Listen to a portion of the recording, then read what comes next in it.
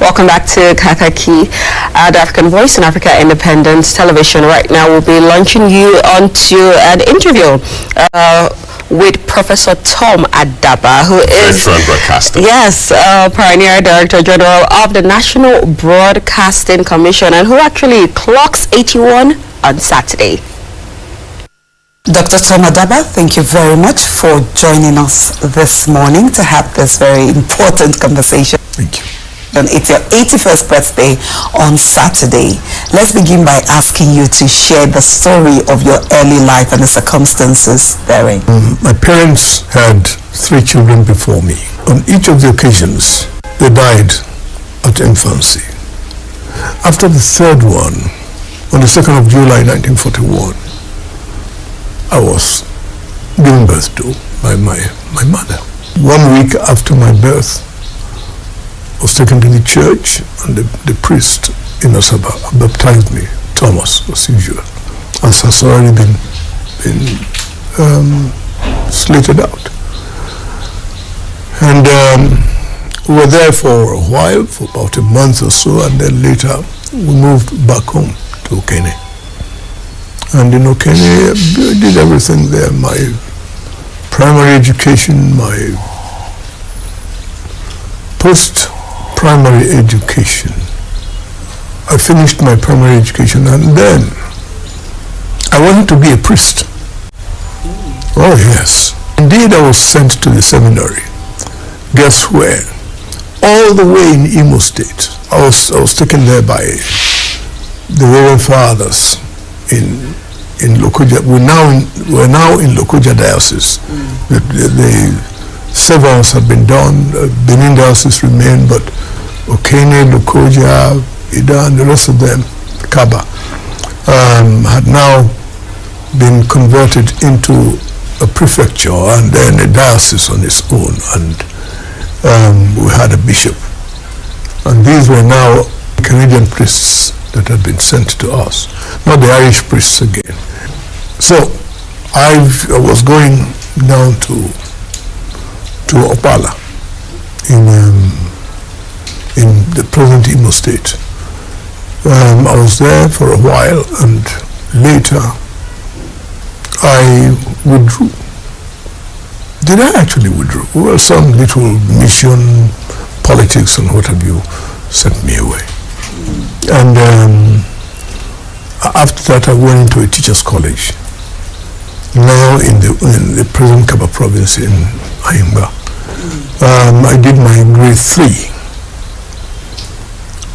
Taught for a while, for a year in Okene. Then I went for my grade 2 certificate in Okene Government Teachers College. And on finishing there, the government of the then Northern Nigeria retained me. For whatever reasons, I can't actually tell up till today. But they retained me to teach in that same school where I graduated from. And I give thanks and praise to God. I think I gave a good account of myself. And after about 2 or 3, in Okene, that's after graduating from my grade 2, I was posted to a place called Bichi in Kano State. Nobody knew about that then in the mid-60s. But because I was employed by the then Northern Nigeria government, they could post me anywhere in the north, anywhere. And that's precisely what happened. I was posted there. And it was from there I got into the Advanced Teachers College then in Kano. A gift of the American government to the Northern Nigeria government. The entire setup and even personnel, high personnel, were brought in from the US to start us off. And I was in there, I was in the second group, group. And I was in there from 1966 to 68, 3 years. When I was about finishing, my intention was I took physical education as part of my course so that it will qualify me to go into the army. I never succeeded there. God didn't direct me for that purpose. Before I could finish my third year, I was the director of socials, and we had a very big gathering at the end of the year in June. We invited these Americans with a lot of activities, masquerades, singers, all sorts of things, and apart from the meals. The following Monday, this was on a Saturday, the following Monday, I saw on the notice board that I was needed, I was wanted by the chief of staff, chief party, as it was called, that is the head of the American lecturers there, or personnel. And I went, and he said, "Oh, congratulations, you did a very good job. I learned, I'm sorry I could not come," and blah, blah, blah, blah. Have this for the organization, that's the Students' Union. £10. And that was a lot of money then. So I took it to our president, and that was it. And he now, the chief of party, now asked if it was possible for us to record the events, to have it reacted.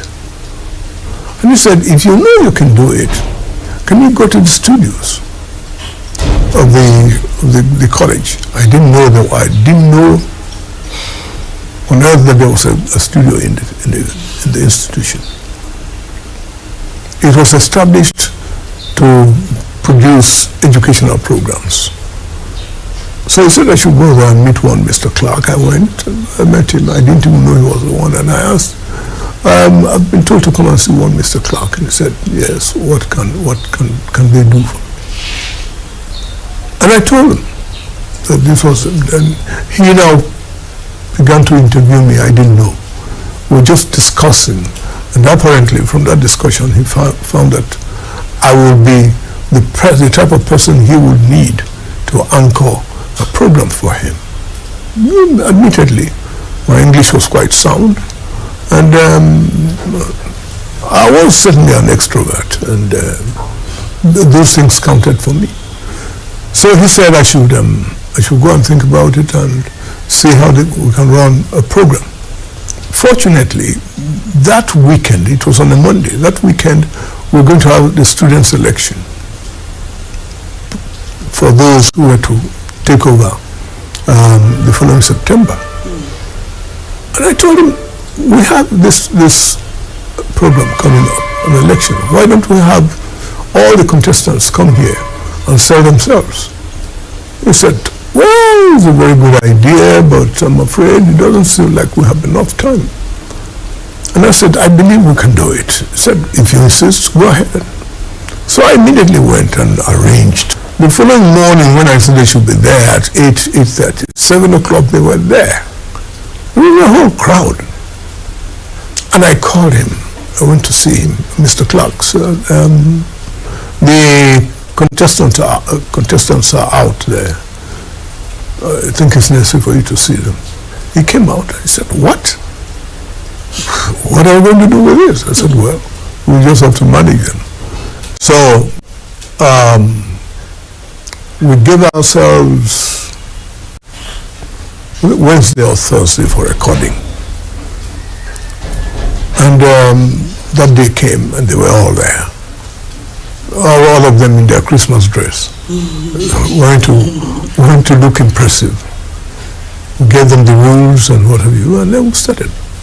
There was a lady who had a secondary education in the UK, and she was now brought to pair up with me as compere. So we're taking this in turns. We're finished. It took 2 hours. When we finished, Mr. Clark just came into the studio and carried me high. He said, congratulations, you did a very good job. And I said, oh, thank you very much. Said, for how long have you been in broadcasting? I said, I've never handled a microphone in my life. He was shocked. I said, you will make a good broadcaster. He was the very one who insisted on this. And I said, thank you very much. He said, now you can start the students program. And I did that for the rest of the period I was there in Kano Advanced Teachers College, or College of Education as it's called now. Meanwhile, he had filled a form on my behalf and given it to the chief of party that I should be sent to Ohio University, which was a sponsoring institution for them who came in there. That I should be sent to the US for a degree in mass comm. So much so that by the time I finished and I came back, my seniors in the school then were just preparing to go into the university for a degree. And you had graduated? I had graduated. And graduated cum laude. I was absorbed in the school there. So I was handling the close security educational television station. I was teaching English and literature. I was there until 1973, when I was now posted to the main campus, to ABU. One God-given day in 73, 74, a new TV station had been opened in Jos, Benue Plateau Television. The GM there knew me very well. I had an Egyptian, late Professor Gilgis Salama. So he came to Zaria. We were playing tennis. And he came. I said, "Oh, Professor Salama, Dr. Salama, how are you?" I said, "I'm fine." I said, "Where are you now? I've not seen you." He said, he was. I got a job in Jos, and that's why I'm here. I said, "What has Jos got to do with this place?" He said, I'm here to see you." I said, "Me?" I said, "Yes." He said he wanted me to be a pioneering staff of the new station. I should think about it. However, he would assume that I had already accepted. I said, so he went, sent me a letter of interview. Went in and did the interview in Jos. And barely a week after that, I got a letter of appointment from Benue Plateau Television. It was a state-owned television then. I thought about it, I prayed over it, I discussed with my wife, and I took off. Dared it. And I have no regrets. So, I was in there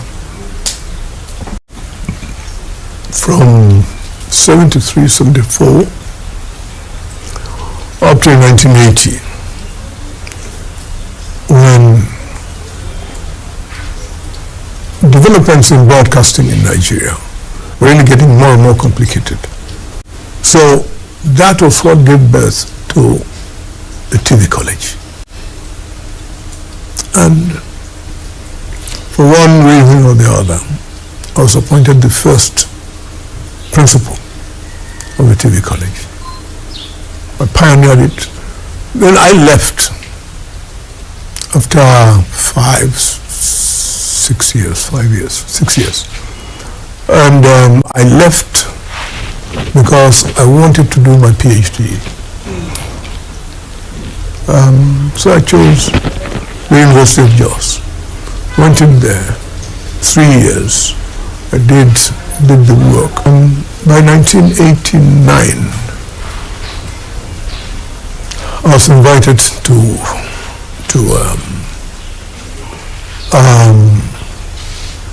defend my dissertation. 89 December 8th. Then the other one said, "Congratulations. You may not know, but you are the first Nigerian to have a PhD in mass communications from any Nigerian university. That dawn, immediately after the convocation, I got a letter from the headquarters pushing me to the headquarters in Lagos, the programs department. That was a very remarkable year in my life. The following year, I was posted to Makudi as the general manager of the station there. Excuse me. I was there for 1 year, and I was again posted back to Lagos. Now as deputy director, after spending 11 years standing still as assistant director. One day, in January of 91 of whatever, 92, just got instruction from my DG that I had been invited by the governor of Kogi State, Abubakar then, to come and set up a television station for them. I got two other colleagues, two of them engineers, sound engineers. And lo and behold, within 3 months, the station was running. After that, I was working, feeding the station with programs and whatever. This circular, no, it was a circular to the NTA that they should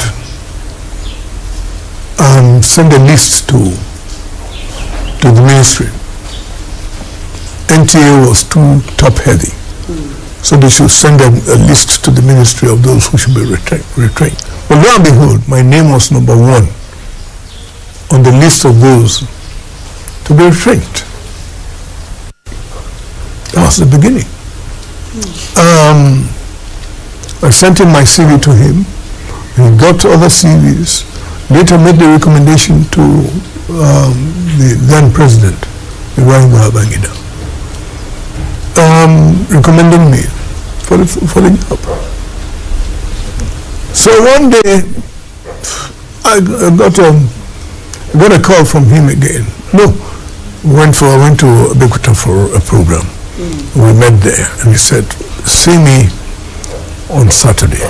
This was on a Tuesday. True life. I left Abeokuta on Friday. On the dot of 2 o'clock, I was ringing his office bell. They opened the door for me. I went in, and he said, "Tom, well, congratulations. You have been appointed the Director General of the National Broadcasting Commission." Plots to root me out of that place. But thank God. The Lord I serve took control. Wow. I left when I left. When Obasanjo came in. June 10th, 1993. That was less than a year after we started. We had a big ceremony. The president was there, the vice president was there, and so on and so forth, giving out licenses to the new licenses for broadcasting.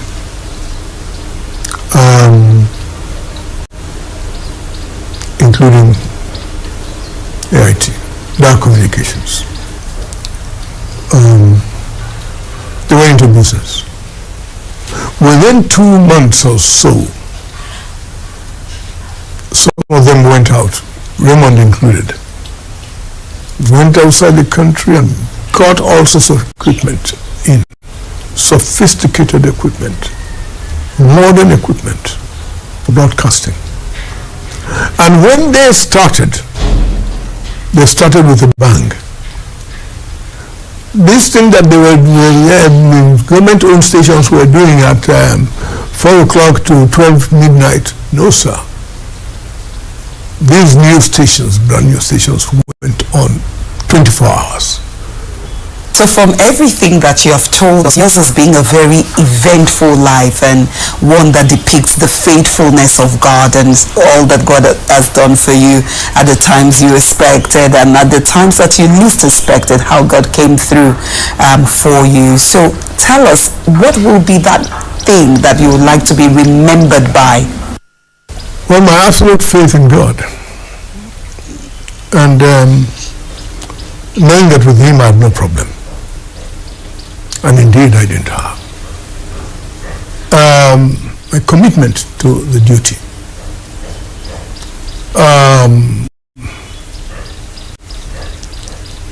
If you have an assignment, do it to the very best you can. Don't let anything distract your attention. Our quest for money benefits these days is sometimes scandalous. And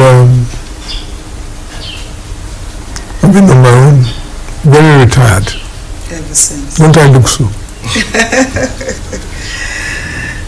Dr. Thomas Adaba, we want to say wow, thank you so much, sir, for sharing your life's experience, for everything you've shared with us, your history, where God brought you from, and just inspiring some of us younger broadcasters to do better and do our jobs properly. We want to say a very big thank you for your time. Thank you, sir, and from all of us, we wish you a very, very happy birthday and God bless you. Thank you all for coming. I wish you the very best. Please hold on to your jobs. Thank you, sir. Look up to God. He never fails His children. Never. I am a testimony. And that book you were talking about, the title is But for God. Everything about that book was a testimony of what I'd gone through, and God has seen me through it. So, as much as possible, you will have lots of stories, great and glowing stories to tell,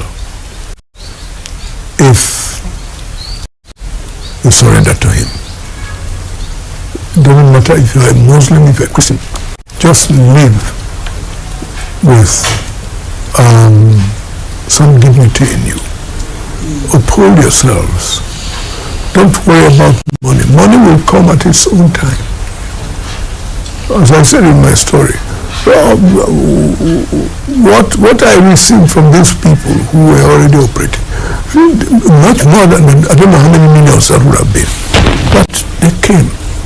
They said, thank you, you're doing a good job, please help. You know, in England.